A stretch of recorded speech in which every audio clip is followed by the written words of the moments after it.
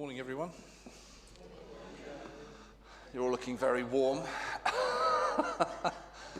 Good. Well, the light is shining. We're going to talk about light this morning. I'm going to ask Mercy just to bring my slides up. We're going to do this in 3 parts. So I'm going to be speaking a bit, then we're going to sing a bit, and then we're going to speak again, etc. 3 parts. But we're focusing on the idea of light. So this is the 4th Sunday of Advent. Thank you, Fabio, for telling us. Thank you for lighting the wonderful candles. That one's still struggling a bit. Try and keep it going. I want to think about light. Trigger warning, I'm going to talk about light. Just for George, I know he doesn't like scientific explanations. That there is a picture of what is called a singularity, or an imagination of the Big Bang. And God said, let there be light. And creation is created with an explosion of light. The Creator is someone that is a light giver. We have this description of God throughout the Bible. 263 times it's mentioned that God is either giving light or is light, or there is the light. And of course, we see that then with Jesus as well. And so I'm going to talk about the fact that God is light. He creates through light. We turn our backs on God. And in his redemption plan for us, he then makes a nation a light. And from that nation comes an individual who is the light, who then in turn says to us, you are the light. So we are going to explore that theology of light this morning.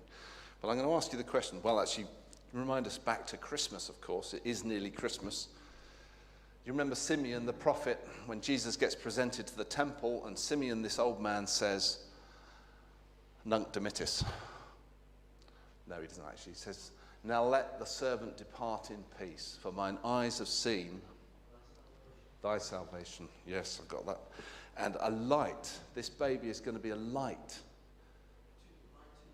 to the Gentiles and the glory of your people Israel. What a prophecy about this baby, Jesus. So let's just talk about light a second.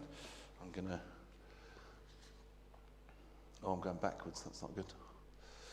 What is light? Anybody want to tell me what light is?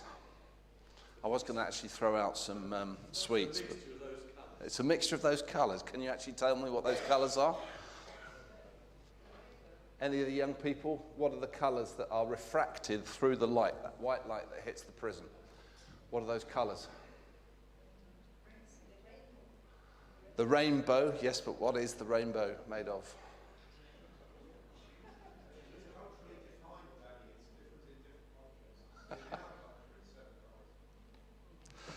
Well, I could say that it's VIBGYOR, violet, indigo, blue, green, yellow, orange, red. Red is moving towards the slower end of the spectrum, and green is violet is at the faster end of the spectrum. Okay, so what is light? Any of the young people? The opposite of darkness, very good. It is energy. What kind of energy is it? Electromagnetic energy. It's a wave, and it's also a particle. You're all loving this, aren't you? It's like going back to a physics GCSE lesson. And how fast does light travel? Come on, somebody give me some answers. 186,000 miles a second. You get that, and if you were driving in your car, and your speedometer would say, let's say that I would be doing 671 million miles an hour if I was in my car, and that could go that quick. So that's what that speed is.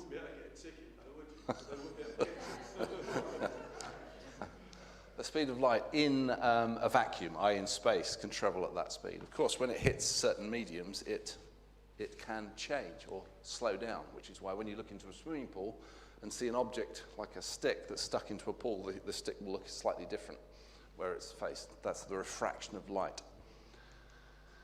So it's a form of energy. Bear with me, George.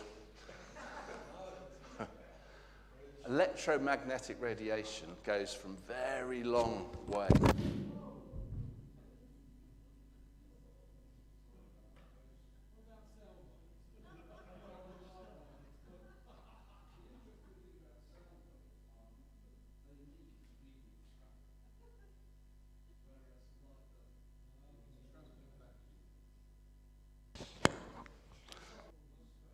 I can hear you drop a microphone, so here we go. Ian's smiling, I know that's all right. So the visible spectrum is this tiny slice between all of these different wavelengths. And so you can see the radio waves there that are slower. They can be wavelengths from peak to peak. They can be hundreds of miles, even thousands of miles long, and they're very low power. And then right at the other end of the spectrum, to the right of the screen, there are gamma rays, which are intense waves, tiny, tiny proportions of high energy. And we are looking at only a small part of that light, that visible spectrum. Our eyes perceive light. And we can see light between 380 nanometers and 780 nanometers. Isn't that amazing that the universe physically is far, far, far, far greater than what we can currently see? And that's something very beautiful about it when we think of that with spiritual eyes.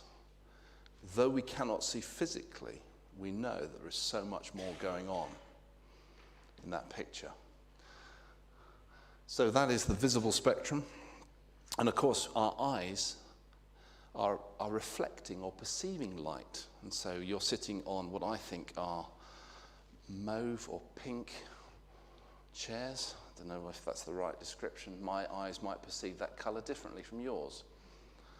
What colour are those chairs? Pink. Of course, they're not actually pink. You know that? They're only pink because you perceive them to be pink. And when you see something that's completely dark, it's because no light is being reflected back to your eyes.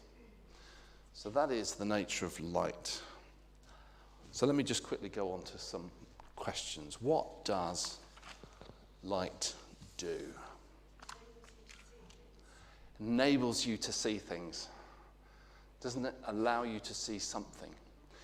So when I was cycling a bike once when I was young, and I was cycling in a sort of twilight, the dusk, and I hadn't got lights, and I managed to clip a parked car, it knocked me off my bike. Bit foolish, really, to not let light shine out in front of me to see the way ahead. Light lets us see. It reveals truth to us. It's a truth revealer. The truth is that there's a parked car in front of me, but I couldn't see it. It also reveals beauty. Light reveals beauty.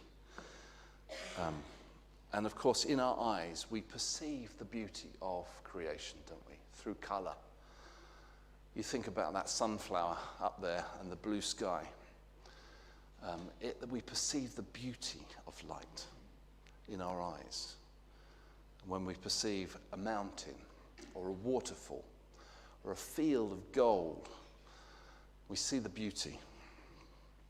It helps us see. What else does light do?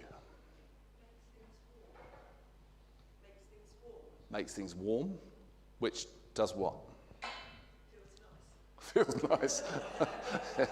Like this morning, right? It sustains life. In fact, it initiates life and sustains life.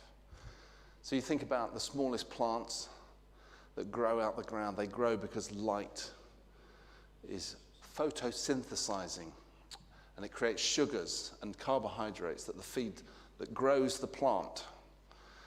And as those little animals eat those plants, those little animals grow. And the bigger animals eat the big plants because life is initiated through light.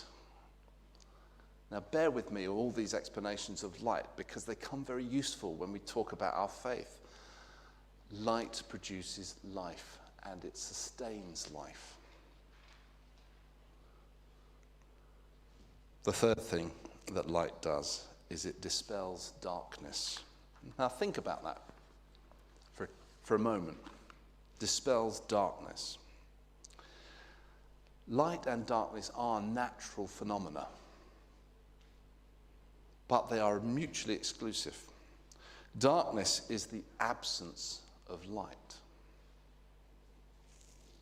It never varies. Light can be increased or decreased, but the darkness only endures when light is absent. However, with a bit of light, a dark place is no longer dark. Think about it like this. The greater the light, the less the darkness. In a sense, darkness is defeated by light. Light is never defeated by darkness. Think about those analogies in our faith. Or dispelled, not defeated, friend. Perhaps that's what you're laughing at. This is why, in the Bible, God is described as light. The giver of life, the revealer of truth, the enlightenment of beauty. Light. God is light, and in him there is no darkness. Lovely to hear all the prayers and the readings from the two Christians, Felipe, Floria, and Fabio. Yeah, lovely. Thank you. I think there's more coming. So let me bring up my presentation again. And let's go back. God creates light. He uses light to initiate creation. And one of the things that you see is that the creation, or what is the Bible says right at the beginning of Genesis, it says that the earth was formless and void. It uses this Hebrew expression, tohu bohu, which means chaotic. It was chaotic. And God in light brings order. And so you see that as you see the creation. You see each day is created and it ends and it begins. And then God says, again, it's good. And then you get to the seventh day and you'll notice he says it's very good.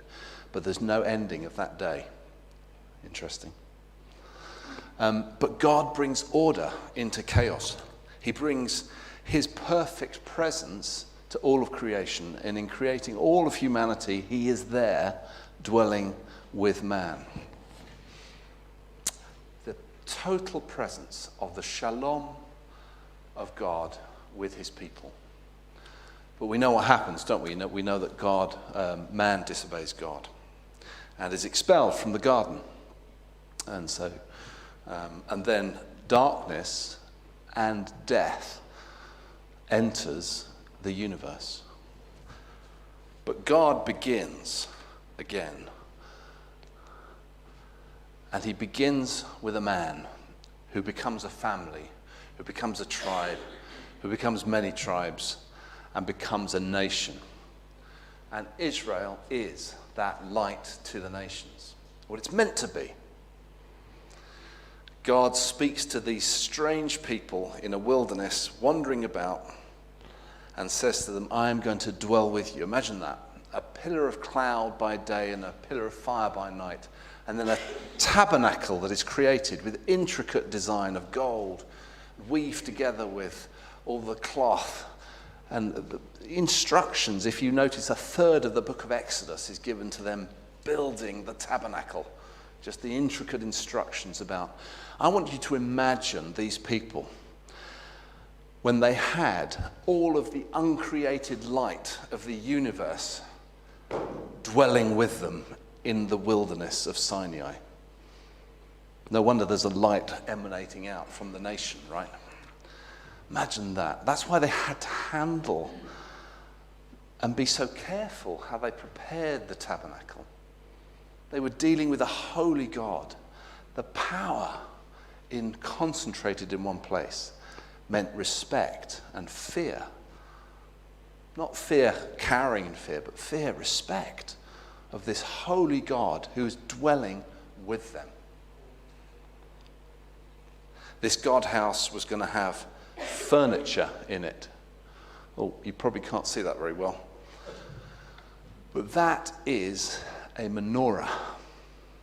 And that was one of the furniture pieces of the tabernacle. And in that menorah, the whole of the tabernacle, with the outer and the inner, represented the Garden of Eden. It represented what it was once when God dwelt with man. The Israelites were recreating with God, who instructs them, this image of the Garden of Eden in the tabernacle. And this menorah is a lamp. It's a light. And it represents what in the Garden of Eden? The tree of life, I heard someone say. The tree of life. It represents the tree of life to the Israelites. It burns brightly day and night. It is meant to shine out of the temple, out into the community, out into the nations. That God's presence is with man.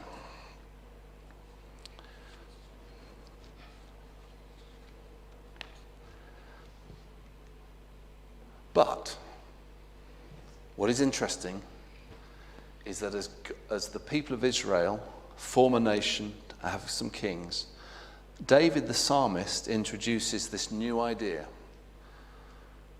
It's not new really, because we've read about it. It's been hinted at all through the Bible that there would be one who would come, anointed. He will be the light. And so instead of God dwelling around a piece of furniture and around a tabernacle and in a place, he would dwell in light, in a person. A shift is taking place. A person is emerging. A person that the Israelites are expecting. And it says,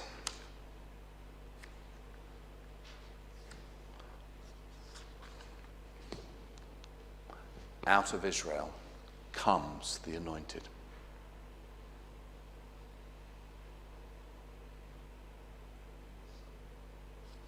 Remember what Simeon said as Jesus was presented to the temple?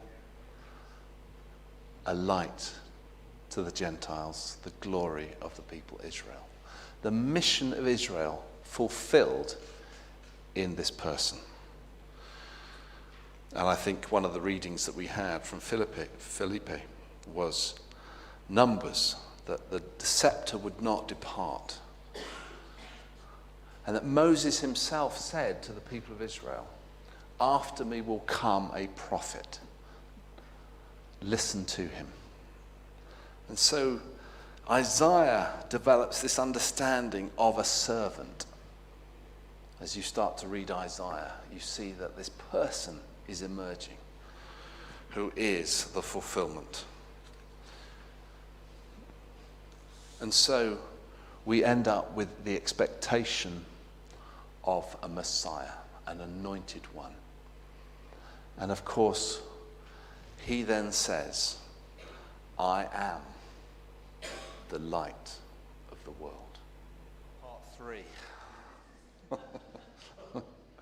I'm just going to go back to Jesus says, I am the light of the world. Whoever follows me will never walk in darkness, but will have the light of life. Remember the analogy of light?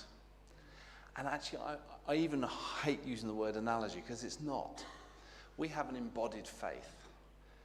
You know, God is the source of all life. It's not just spiritual significance. Light represents what God has created. And God is light, it says.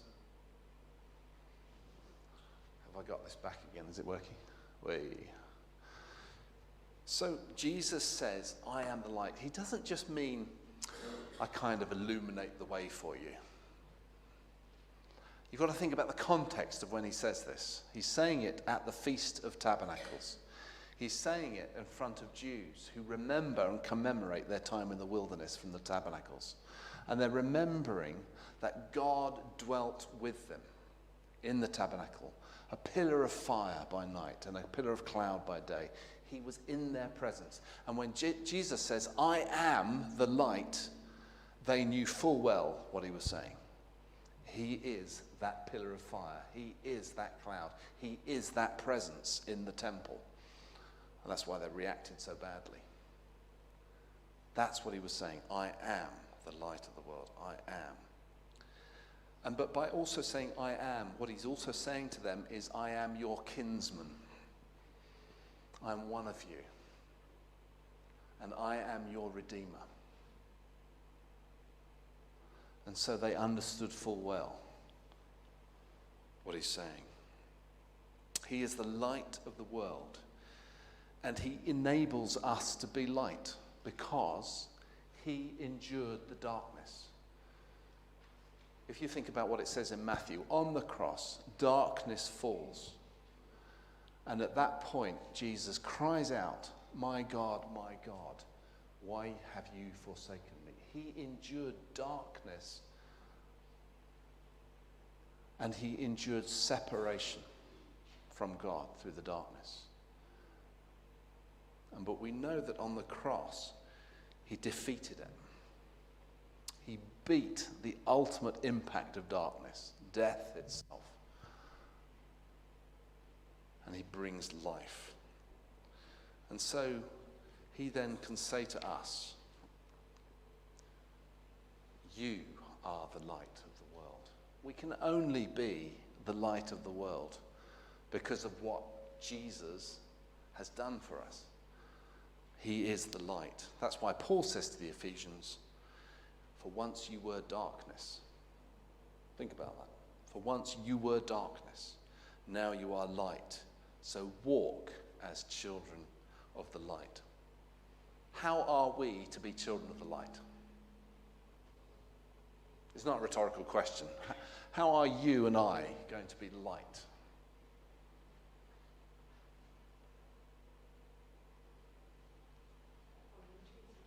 Following Jesus. Sunday school answer. I like it. That's good. Letting others know that, that we had the joy that your brother spoke about in our lives, so that, well, what have you got that I want some of that? So we embody hope. We embody joy. Loving and helping others. In our relationships, one with another. If we hold bitterness against each other, is that walking in the light? In our generosity, if we withhold our own wealth to our own things, they're mine, that's not walking in the light. In our hospitality to others, when we give of ourselves to others, that's walking in the light. Let me ask you a close, challenging question. Have you ever asked someone who's close to you, this year, am I happier? Am I wiser? Am I humbler? Have I changed this way? Have you ever asked your wife, your husband, your close confidant? Or is that a bit too embarrassing? But if it's too embarrassing, you're not walking in the light. You know, the light is something that grows in us and changes us. It's a bit like if you practice the good things, but you just think those good things are things that I need to do out of duty. It's like throwing a brick into a pile, and a pile of brick grows, doesn't it? But think about it like a tree instead. That the nourishment from the roots in the tree makes the tree grow. And the light and the life in the tree grows. Are you like a tree that is growing, producing buds, growing leaves, growing fruit? That's what being light is. We see it driving out the darkness in our own hearts, as well as how we then show that we are light to the world. I love Lectio 365 on my phone. If any of you use Lectio 365, one of the prayers at the end of Lectio 365 is always this: Father, help me live this day to the full, being true to everyone, being true to you in every way. Jesus, help me give myself away to others, being kind to everyone I meet. Spirit, help me love the lost, proclaiming Christ in all I do and say.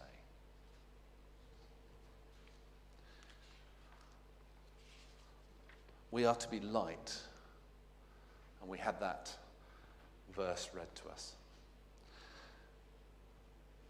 When my lads were teenagers, trying to get them out of bed in the morning was difficult. Sometimes I would bounce them up and down in their beds and sing, "Spring up from your bed like a chicken." Ollie doesn't respond very well when I do that nowadays. Roz might say, "Arise and shine." It's a little bit more, "Rise and shine." I wonder if actually that expression comes from Isaiah 60. I wonder if it does. Arise, shine. That's what we're called to do. This is the mission for us, to arise and to shine. And this beautiful picture in Isaiah 60 brings us to the culmination of God's recreation of all things. And he says to us that the light will come, and that the nations will be drawn, and that no longer will we need the sun nor the moon. By the light, the nations will walk, and the kings of the earth will bring their glory. It's a bit like Revelation 21. I don't know what that bang was. Revelation 21. We read that at my dad's funeral in May. Revelation 21 says that God himself will be the source of all light and life. And that he is on this journey with us to recreate, redeem, and restore all things. Isn't that a beautiful, beautiful vision? That's what gives us hope. That is what gives us the energy in the times of darkness. Because we all go through darkness, don't we? And you may say, well, I haven't changed because I've had so many problems this year. I've had so much to endure this year. But do you know what? It's in those problems that God shapes and changes you the most. It's when you find the difficulty of darkness and you find his light. That's when you are shaped and formed and changed the most. We are called to be the light of the world with Christ. The invitation is there. Light is a beautiful thing. Do you know what? At Christmas, there's always an invitation. Always. And the invitation is to you if you don't know Jesus Christ this morning. And the invitation is to you if you've walked away from him. He's always calling you back into his presence. Because the true light which gives light to everyone was coming into the world. But to all who received him, who believed in his name, he gave the right to become children of God. There is something you have to do. Receive him. Maybe you need to receive him afresh this morning. Maybe you need to receive him for the first time in your life. I love that beautiful verse in O little town of Bethlehem, and it says this. It says, O holy child of Bethlehem, descend to us, we pray. Cast out our sin and enter in. Be born in us.